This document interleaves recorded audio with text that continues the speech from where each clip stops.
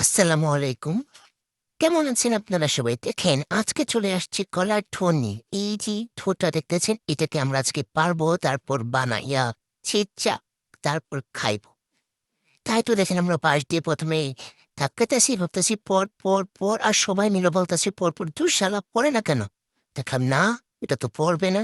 তারপর আর কি গরিবের মাথায় কি বুদ্ধির অভাব? বাঁশের মধ্যে পটি বেঁধে তারপর তা দিয়ে আমরা পেরে ফেললাম এই ঠোঁটটি। তারপর দেখেন ঠোঁটটি নিয়ে চলে গেলাম পাশের বাসার ভাবির রান্নাঘরে।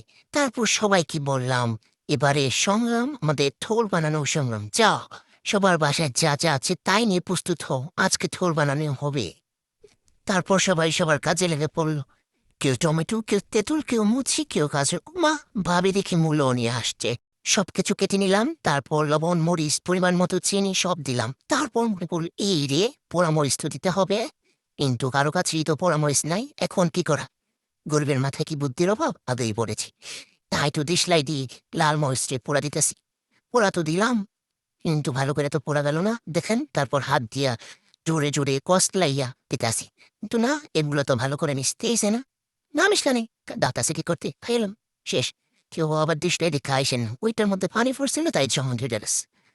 তারপর ভালো করে সব মেখে নেবো, মেখে নেবো, মেখে নেবো। আরো ভালো করে মেখে নেবো। যতটা বলছি তার থেকেও বেশি ভালো করে মেখে নেবো। যতক্ষণ না একটু সফট, সফট হচ্ছে। তারপর একটু সুন্দর করে প্লেটে নিয়ে নিলাম। দেখেন কত সুন্দর দেখা যাচ্ছে আজকে আমাদের এই যে সংগ্রামী ভর্তা।